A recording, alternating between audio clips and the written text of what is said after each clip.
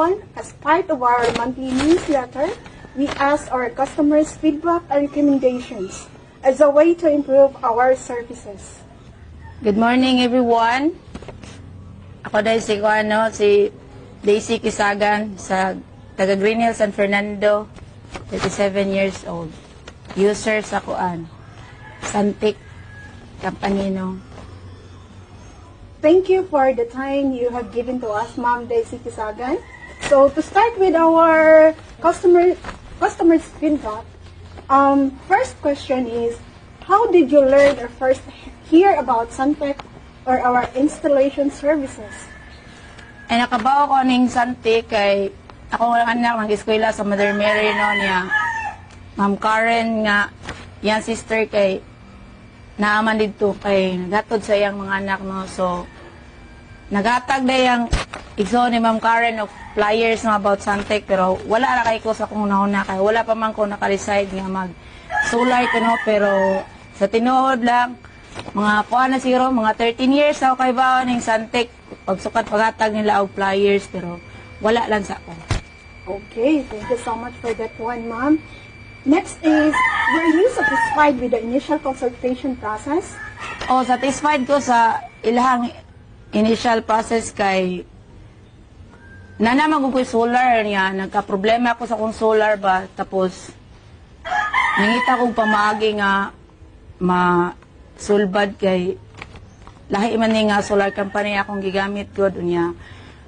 Lisod kayo sila i-reach out. Labi na akong insik ang tag-iya kay ang ilahang kuan, ang ilahang tinuod mga makabarato ka pero ang serbisyo nila dugay kayo sa tanan niya mura og bis nangita ka og maayo ba nga dili nindot ang quality pero tagaan ka nila kung unsa imuhang maabot dili ka tagaan nila og option ba. So maayo na lang gini kay one time naka-remember day ko ni sa igsoon ni Ma'am Karen no, nga suod sad nako kay tungod among anak mga parehag school. So nakita na ko siya dito sa eskwelahan. Ako ang ginangutana kung napaba ang solar company sa iyang son kay wala mo kaiba kung unsa pangano.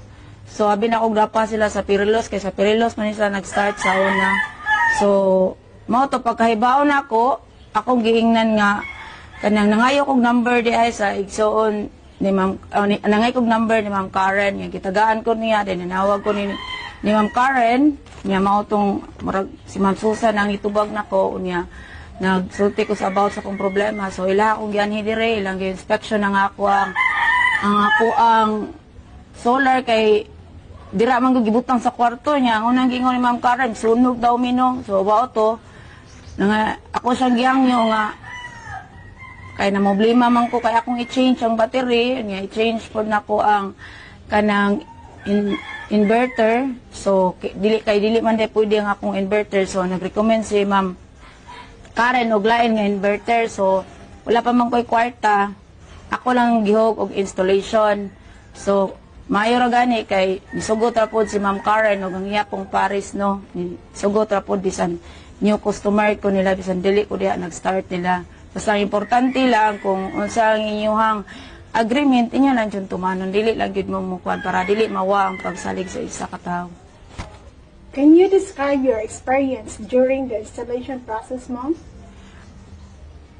Nindot ang ako ang experience during sa ilang installation no kay ilahang gi-change ang wire sa ako ang mga panel sa babaw kay kung pa dili daw maon ya ang wire need sa dog bag-o. So gikuha na lang po nako, ako na lang pong gi-appeal sa ako ang bayrono nila no sa amo ang agreement para maayo ang tanan kay ang wire man god is dapat daw naa siya katong mura og sa to connecting nga ibutang dili dan daw kay gitipan ra man ako mga wire nya delikado daw kuno mi sa sunog. So ilang gi-fix tanan pag human nila install tanan nila pong kuan sa ilahang drone siguro to nila kay gi-check sa ilahang CEO which is si Seth Peterson yang gi-check kung ang wire sakto ba pagkabutang, ang installation sakto ba na kapastar ba sa iyahas,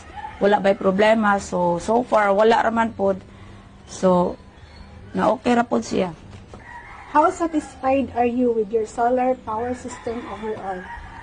Sa ako ang experience ani karon na satisfied jud ko samot na gyud kay pag human ako kuha sa kanang inverter nakabayad na ko guro takuha na po nagkuha na po ko og battery no kay dili man jud mo maayo ang tanan kung bisan bago imong inverter niya imong battery dili bag-o so useless ra gyapon so pag nagkuha na sa ko og sa battery installation nila niya ipahangyo ra pud ko nila ng Ma'am Karen nga kung silang hangyo nga i-installation na nako niya within 1 year niya kaupat na ko bayaran kay tungod na pud sa kanang financial ra pud nako nga kuan giagad.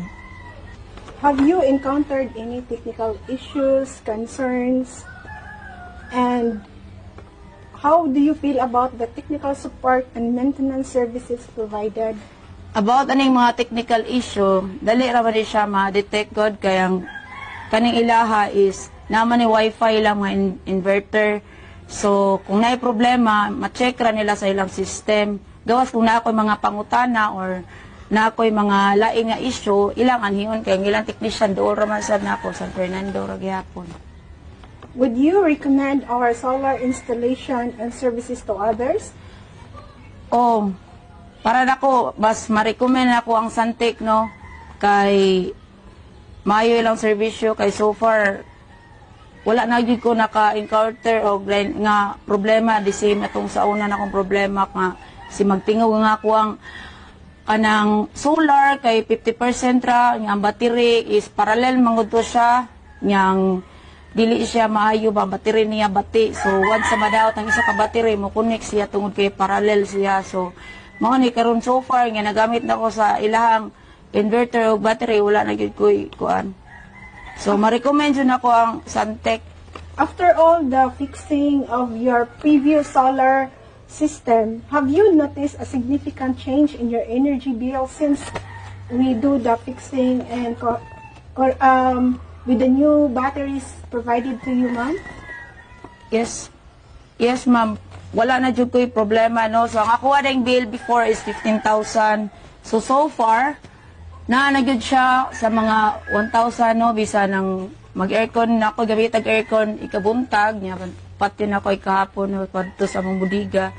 O niya, ikagabi, magpanda rami aircon kung padong na may matog. So far, mga 1,000 kapin ra ako ang bayro nun. Pero giagni ko nila ni ma'am nga pwede man siya ma-net-metering kay labi na kung init kaayo makuan pero napakoy problema sa katong kuan about sa paper so wala lang sa nako gi kuan so wala na koy problema jud sa ako ang system karon nga kaning Santec na ako ang gigamit no tanan okay na gyud siya bisan ang akong bill 1,000 gamay-gamay na lang gyud so siguro mga 90% sa battery no gamit yun ako bisan mahal ang battery tinuod mahal siya pero worth it ra gihapon ang iyahang kuan.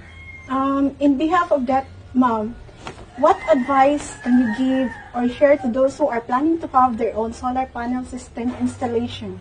Kung nagplano mo no nga magpa-install mo og solar kinahanglan nga inyong hasang kay na may daghan nga mga solar company inyong hasang una-unahon pag-ayo no before mo mag-decide para dili mo masayo pareha sa ako ang desisyon no pero kung gusto mo nga nindot ang inyong kuan nga dili na mo magunahuna ari na lang mo ning Santec kay usa ako sa mga user ani niya tinuod mahal ang Santec kay mahal man pud ang ilahang mga gamit nga gibutang so diha ra gyud magmatter like sa ilang battery medyo mahal jud no pero about anang mga kanang inverter mahal po kay nindot ang ilang inverter nga gigamit no kay ilang battery kay lithium man so maunang mahal jud siya pero about lang anang mga panel the same ram price sa uban nga company no naalang jud sila mga certain nga product nga gigamit ka mas nindot unya mas mahal siya mao na makaingon mo nga mahal ang Santec pero inyong hunahon